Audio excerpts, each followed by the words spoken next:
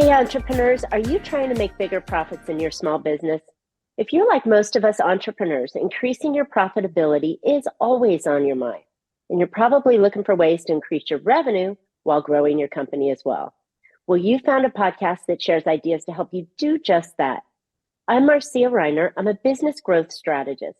I've helped tons of small business owners to establish and implement a tangible plan that guarantees increased profitability, guide your growth, and plans for a future exit. Because building a highly profitable and sale-ready business creates a win-win scenario. That's more money now and a windfall later when it's time to let go. And I like to share my strategies that I've learned with you on today's Profit with a Plan podcast. But before we get started, I have some exciting news. I've just launched a super powerful training called the 30-Day Profit Booster, where I will show you how you can create a 45% bump in your net profits in just 30 days, just by following a simple 3-step method that doesn't require that you're chasing more customers. This quick and easy profit boosting strategy can be done without spending more on marketing, hiring additional staff, or working longer hours. Go check it out at 30dayprofitbooster.com for more information. All right. We have a treat today. We have a professional treat today. So I'm excited to have my guest on, Josh Fitch. Josh is the co-founder of Troxel Fitch, LLC, founded by Josh and his best friend, Nick Troxel, in 2017. Troxel Fitch, LLC, I can't get my mouth to work today, is a multifaceted law firm built to support today's business owners and entrepreneurs. The founders' friendship began while in law school at the University of Boulder, and bound by their entrepreneurial spirits and legal knowledge, they launched Troxel Fitch LLC shortly after graduation. With this vision to build a better law firm in mind, Josh uses his experience, education, and passion to take clients to the top. Josh takes pride in serving his clients' needs, starting with the business formation and continuing through their business growth and providing support beyond.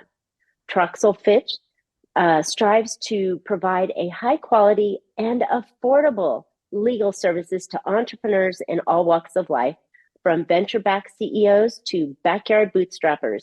Yay! Welcome, Josh, to Profit with a Plan podcast. Thanks so much for having me. Absolutely. So, first of all, you gave us a little history in your introduction about how you and your partner started up. But what was really attractive to you about law? So it was entrepreneurship that was attractive to me, and law is kind of how I found my way into entrepreneurship. I had always really wanted to be an entrepreneur, and not having my eureka moment before the end of undergrad, figured, well, I'll go to law school. I'll learn all the rules to business. I'll figure out how all this really works behind the scenes. And hopefully at that point, the eureka moment will strike and I'll be off and running with my next billion-dollar idea. But that it wouldn't really happen that way. But over the course of law school, I realized that a law degree gives you an opportunity to be entrepreneurial in running your own law practice, in that you already have an opportunity to sell services that will always be in demand in the form of legal services. All you really have to do is figure out how you're going to build a business to deliver those services to the market. And in doing so, it's kind of like entrepreneurship light. And I realized that I really had a taste for that. And it allowed me to combine what I wanted to do in entrepreneurship with the skills that I had developed through law school. Love it. You know, so many business owners have had some sort of a talent or skill set, and then they mistakenly wrap the business around it. You went around it the other way, and you were crafting in a way that you could be a business owner and use the skills that you have. So I love that you did that. So now 2017, that's not a long time, but it is a long time because we've gone through some really crazy environments, from, kind of a recessionary kind of period. Now we had the COVID craziness. We had a market upswing. Where have you found areas for business owners to succeed and protect themselves on the legal side?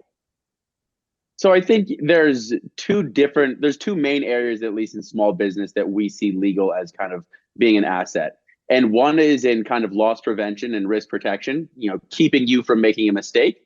And the other one is in kind of taking legal and going on the offensive in the ability to have more tactical and strategic leverage in certain situation and transactions so that you can enter into what may be a slightly riskier area than you might normally practice, but have legal tools and mechanisms at your disposal to protect against that additional risk. And of course, across the kind of business and economic cycles that we've seen from, COVID to potentially boom times with the stock market to now a looming recession, businesses' need for that, risk protection versus kind of legal offensive strategy has floated back and forth depending on the economic outlook. I think in good economic times, people are less worried about risk because everybody's making money, and that's when they just don't want to make a mistake. Vice versa, as we're moving now more towards what is potentially a recessionary times, people are kind of battening down the hatches a little bit. They're not foraying into as risky areas, and they're trying to preserve everything they currently have and not create any loss through easy to avoid mistakes. So our advice is kind of blending across that whole spectrum, depending on the unique business and its point in its life cycle and the economic cycles that we're seeing. Wow, that's really important. I think we all want an upside, but most business owners think, oh, I only need the attorney when there's trouble coming, right? Or I've gotten in trouble or something has happened. But I've always been a fan of making and building relationship with your attorney, your banker, your accountant when you don't need them. So that way they're already aware of what's going on in your business and they can foresee any challenges, but the relationship's there and you're not shopping in a panic, I guess would be the great thing. So how does one start to develop that relationship with an attorney when they don't necessarily need them yet?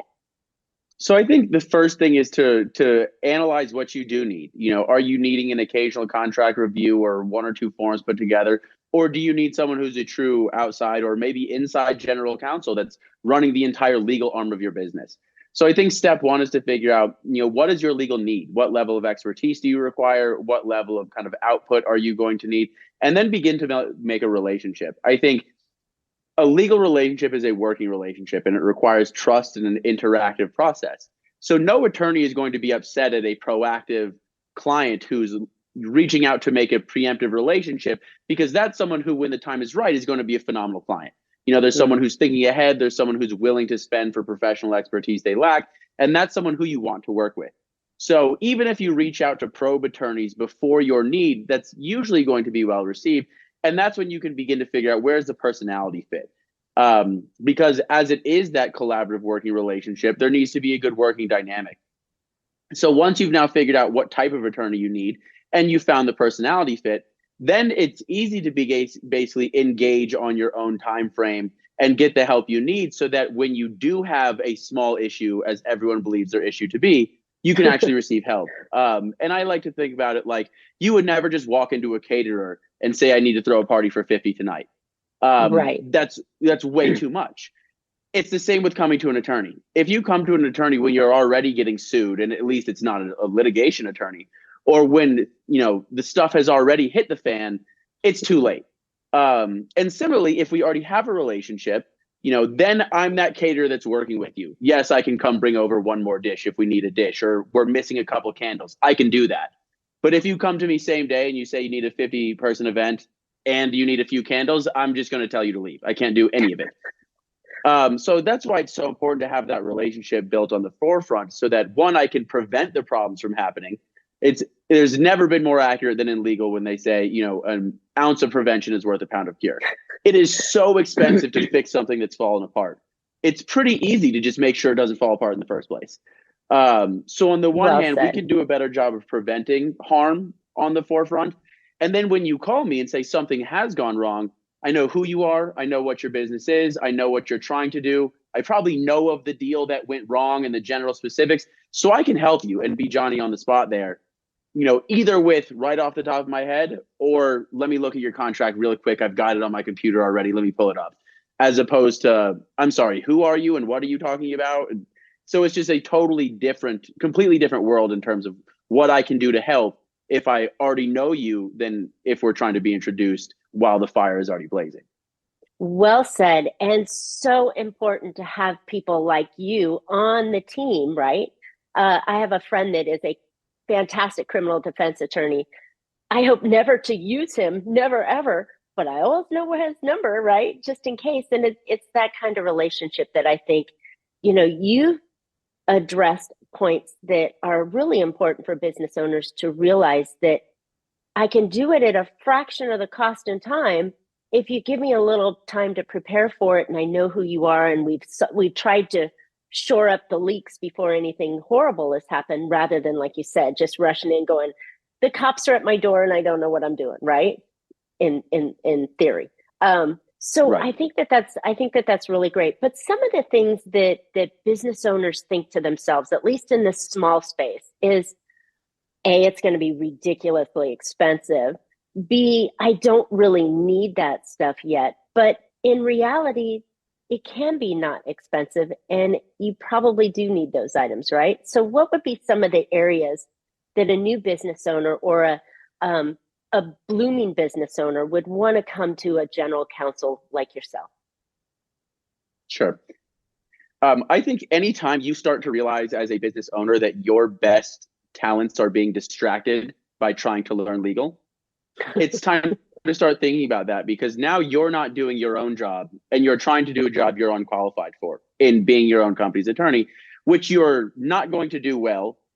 And that's going to erode your ability to do the job that you're supposed to do well. So I think, and something to keep in mind is any attorney that works with startups or works with small businesses is going to be okay with the question, hey, what's a ballpark estimate for what this project will cost?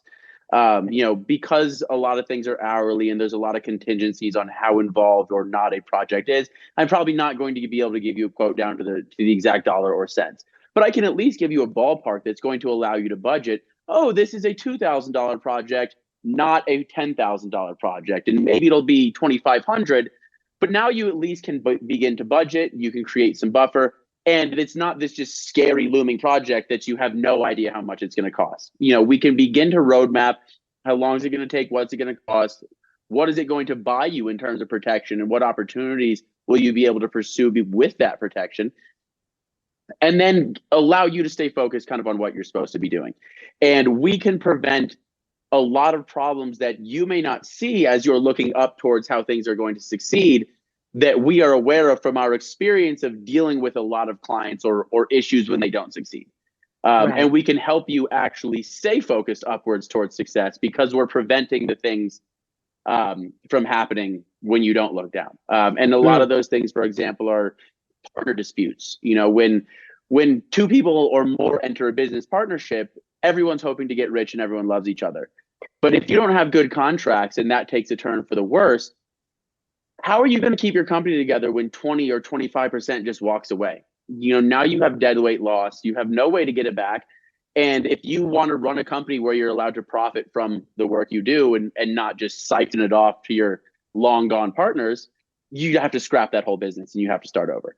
So if we want to avoid having to do that, that's where I could help with something along the lines of, hey, let's just make sure this partner relationship is well defined. It's not rocket science. It's not reinventing the wheel, but it's a detailed step that often gets overlooked, unfortunately, often with large consequences. Yeah, it's so true. We do have a relationship when we start our company, right? And we're in love. It's like the marriage and the honeymoon phase. Oh, I love you. This is great.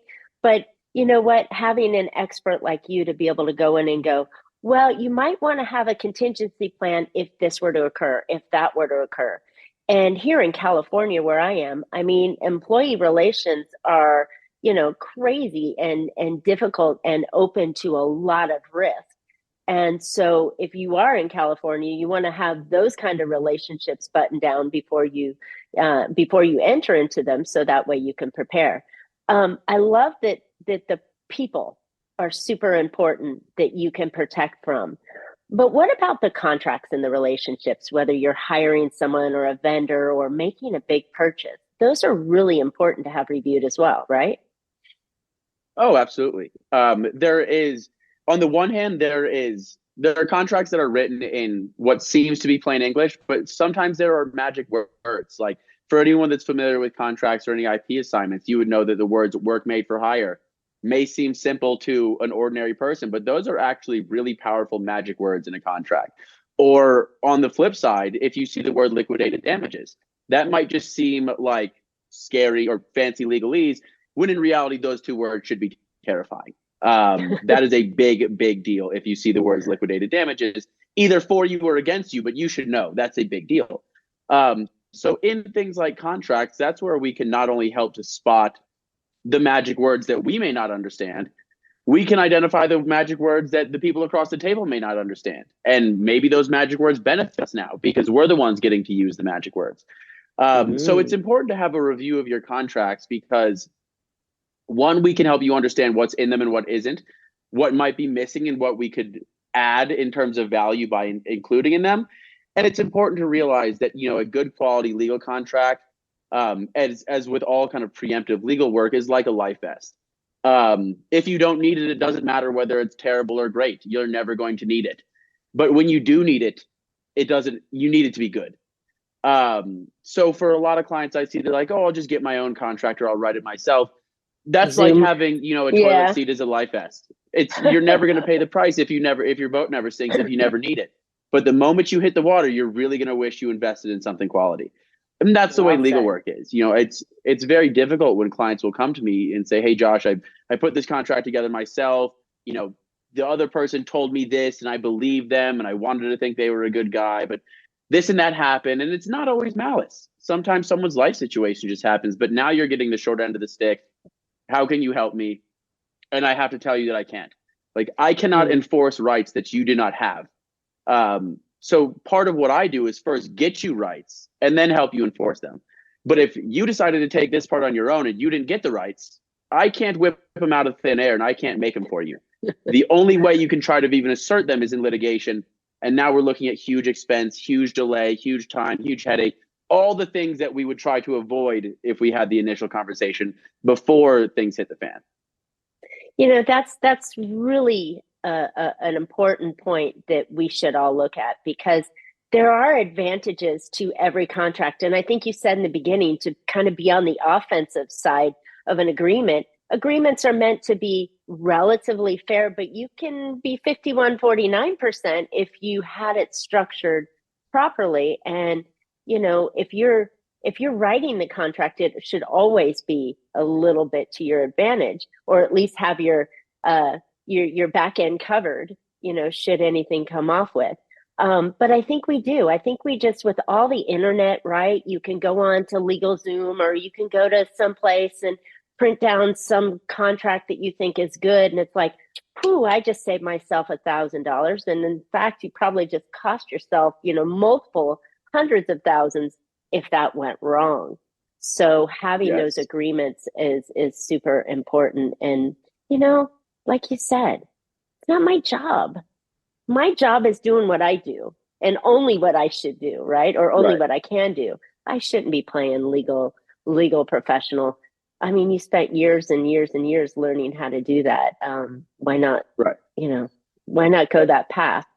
And I think it's important to recognize, I'm sorry, just last point. I think it's important to recognize that everything that's going on isn't going on in the contract. There is leverage that's being exerted either for you or against you that might not be in the contract. It's something as simple as attorney's fees provisions. You are not granted attorney's fees for winning a lawsuit unless you put those in contract. So let's say I were to get into a lawsuit with Google, knowing nothing else, who's going to win? Google. They're going to crush me with their wealth. So if you're dealing with a party that has more wealth than you, does it even matter what's in the contract? If you can't afford to fight them, they can crush you. But then we can just throw in one line like attorney's fees. And now we've equalized that leverage, because if you win, they're paying your lawyers and their own. So now you actually have the tools to fight a Google, or you have to fight a bit larger party. But if you don't realize it, some of those things need to be there. You're going to lose, and it's not because of the contract or what's in the contract at all. It's because the leverage that you don't see, the power dynamics that you're not aware of, that I can help advise you of, that are going to crush you. That's amazing. So with those kind of agreements, do you find that the other side can catch them and they want to stop that? I mean, because I presented what I thought were contracts that my previous attorney wrote for me. And then I have people that want to line item everything in there. And, is there a lot of back and forth when you deliver a contract that has those kind of provisions in it? I would say there's maybe back and forth one round, but at least as far as I operate, I am not basically drafting contracts or negotiating them just to get a theoretical win on my personal scoreboard at my client's expense. I'm always trying to link what I'm doing and what my efforts are to like an actual positive benefit for a client. So a good example is like, let's say we signed an agreement that says, you're paying me for services and you'll pay me reasonably promptly. Well, like I have bills that are due. What does reasonably promptly mean? If I say it means 7 days and you say it means 30 days, but you have a bigger wallet than me, how am I going to insist that it's 7 when you can just say it's 30, I say so, and if you want to sue it out, my lawyers will crush you. It just became 30. Like reasonably promptly just became 30. And that's strictly because you have more power than me. So what we can do in contract is say, hey, I need, an attorney's fees provision because I need to cancel out your significant leverage. Or I needed to say 7 days instead of reasonably promptly because I don't have the power to sue you and enforce that. And any other good attorney on the other side of the table is going to say, you know what, Josh, that makes sense. And, my client's not trying to screw you. 7 days is just as good as 30 for us. So we'll make it 7. But sometimes all that value there, yes, all that value there is just in the clarity, in that I'm preventing my client from having to argue with a bigger dog about what something means. Love the visuals there. I can just see the teeth and the fangs and the drool coming out with that kind of situation. And that's a place you never want to be in. So a little bit of preemptive, care up front could save you a lot going out the other on the back end if anything were to go wrong. So this is really good and valuable stuff. So I was going to ask, what kind of contracts or what kind of documents do you often draft for clients? Sure. So we can draft a wide variety of documents ranging everywhere from kind of the birth to the exit of a business life cycle. I would say the ones that we're drafting most frequently are operating agreements. So operating agreement is the official term for a partnership agreement of an LLC or your shareholders agreement. But basically, I would say they fall into kind of a few big buckets. Like one is inter-owner relations. Another is kind of commercial contracts. So you're getting a website from a web developer or a large order of inventory from a manufacturer. So kind of operational business agreements. We have intellectual property agreements where we're either agreeing to share intellectual property or we're purchasing it or selling it. And then kind of transactions in stock. So deals between an owner and a non-owner to bring someone into the company or buy someone out of the company. Those type of stock transactions are all things that we work on. And then there's, kind of plenty of things sprinkled that some, don't fit in the bucket or fit in multiple, like employee agreements, things along those lines, or technology license agreements. There's just a ton. But basically, if it's not something directly related to litigation, there's a chance that we can draft it. Awesome. And many of those you may not realize you need, business owners, but you should at least have someone on your team that you could say, hey, this is what I do, and I want to make sure that my I's are dotted and my T's are crossed and my back end's covered. What should I have? And then I think that's the real importance of having that early relationship with a general counsel that can come in and go, hey, you're doing a lot of this. You might want to consider, right? And I would advise you not to do that because you're opening the door for all these other problems if you did do that. And I think that's the value I see in having a legal team, a legal partner that is helping me do better in my business so I can protect what I've got, keep my assets, keep my personal assets, everything in place. So, well, yeah, you are our favorite type of client. Absolutely. And I just want to echo, and I couldn't agree more. It is just even 10 minutes on the phone, which we're not even going to charge you for, to say, hey, if this is your business stage, these are the next 3 things on your horizon. This is the estimated cost. So just as you're budgeting, this is what we should look out in towards the future, even if you're not ready for any of them yet. And then I'll say, if you hear this word, your ear should prick up. That means we're at risk. If you hear this word, your eye should sparkle because we have an opportunity here. And we can even if you're not ready for the project or the expense yet, we can roadmap for you. Hey, these are the 3 most urgent concerns. These are the remedies we use to address them. And just if any of this ever hits your radar, call me, or that means something big is on the horizon or on the precipice of happening, and we should discuss again. So I'll give you some magic words. If that happens, your ears should perk up. We should talk. That sounds too good to be true. Is that a common practice among attorneys, or is that something special that you guys do? I'm not sure.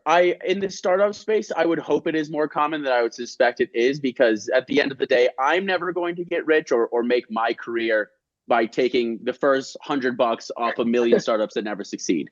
My interest is making relationships with companies that will grow into wonderful, bill paying recurring clients. But the only way I do so is by giving them the critical advice they need when they're that seedling stage, and developing that relationship of trust and a good working relationship such that, I will be taken care of once the business has succeeded and has the ability to pay me.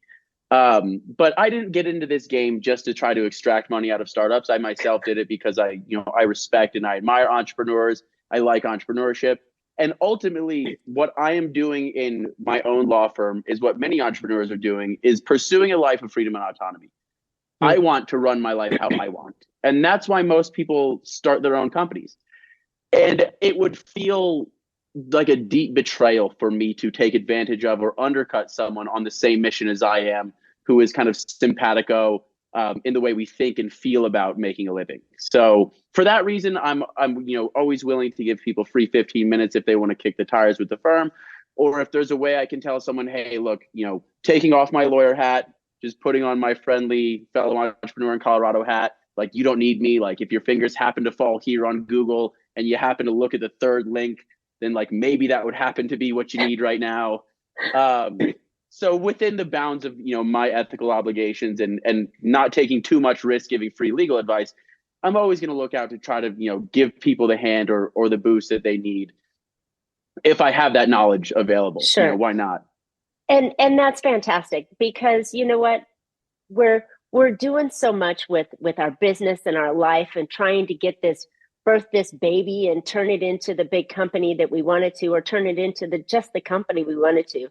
And we need to have that legal protection on our deck and have that relationship, because like you've said so many times, that's not our jam, right? We don't know what we don't know. And that could get us in trouble. And it's always better to be on the offensive side than the defensive side, and protect that business while we can, just for pure money savings and risk offset, to transfer that over. So I love that.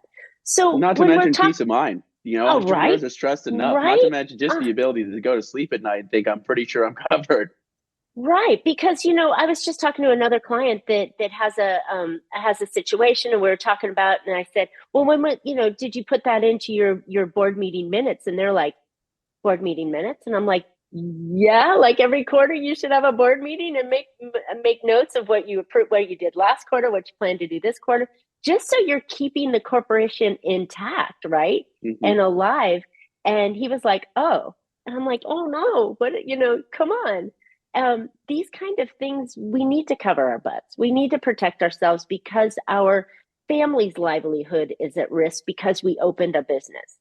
And the best way I can say to do it is protect it properly with the right corporate structure and having the right professional legal team on your side and saying, hey, here's a chance. Let's put out the fire before it turns into a flame, right? Or put out the flame before it turns into a fire. And get that kind of peace and control. And that, to me, is what you just said, is like, oh, I'm okay. I'm going to be okay. I've managed the risk. So you make it sound even better than I do. Well, experience, not too much on the bad side, but just knowledge is our best friend. And if we can prepare and we know what we're going to, what bumps are in the road ahead of us, like through someone like you, then we can either go around them or go over them gently. It just makes perfect sense to me. And I hope listeners are catching the same idea, that it makes perfect sense to hire someone like you to come in and help prepare their business so they don't get in trouble. Yep. They say what you don't know won't hurt you, and that's the worst advice ever. What you don't know is exactly what hurts you. Exactly. That's crazy. All right, Josh. So you've given us some really valuable information, and I know you've got so much more that you can provide. Where can listeners find out more about you? Sure. Listeners are welcome to go to our website, troxelfitchlaw.com. They can find me on LinkedIn and just find my LinkedIn profile, Joshua Fitch. Or, reach out via email, josh.fitch@troxelfitchlaw.com. Always happy to help, whether it's someone just writing a business plan on a bar napkin or someone who's really gearing up to scale. Happy to help wherever I can. If that turns into a working relationship, fantastic. If not, also fine. Just anytime I can be a resource. Out here in Denver, Colorado, we're a very pay it forward mentality in the startup space. And I think that permeates everywhere from your investors to your entrepreneurs to your attorneys. And that's how we like to operate, and happy to kind of show that mode of operation to anyone who's interested. Love that. One more final question. Can you work throughout the U.S. or do you only work in Colorado? So I'm only licensed in Colorado. So there needs to be some kind of nexus to Colorado. So whether you're located here, or the business is located here, or doing contracts here, there needs to be some kind of tether to Colorado for it to be appropriate for me to represent or to participate in a transaction. But even if you're not related to Colorado, I've got a lot of buddies from law school or different, areas of my life that are practicing in different states. And I can probably provide a referral, or if I can't, I can at least kind of point you in the right direction and get you a little closer to where you're going. Awesome. And if you're on an online business, then you're probably doing business in Colorado, right? You're probably in every state. Yeah, you're probably in every state. So you want to be careful on that one too. Holy cow, there's big cans of worms that can be opened up if you just don't know. So reach out to Josh, ask some questions, and it sounds like you're going to be a fantastic guide to help them strengthen their position. So awesome. Well, thank you. Yeah. All right, listeners, I hope you found a couple ideas to put into your business that will help you be more profitable, take less risk, avoid any big, hairy, audacious problems that would come up in the future because you didn't know. So I think it's important, and I hope you found a couple ideas here. While you're at it, hey, would you like to increase your net profitability by 45% in just 30 days? Don't think it's possible? It is. Check out my new training called the 30-Day Profit Booster. This quick and easy profit boosting strategy can be done without spending additional money on marketing, hiring more staff, or working longer hours. Get more information at 30dayprofitbooster.com. And then, hey, hit us up while you're at it. Give us your questions. Tell us something that's going on. Maybe you just have a question or concern you wanted to find out if it's viable enough that you should reach out to an attorney. Get us in the comments. Let us know. Tell us what it is, and Josh and I will respond back in the comments and get you in the safe place that you need to be in. And while you're at it, please subscribe. You can always catch Profit with a Plan on any of your favorite podcast players, and we're looking forward to more great profitable information on next week's show. So until then, make your plans and profit with them. Thanks so much, Josh. Thank you. It's been a pleasure.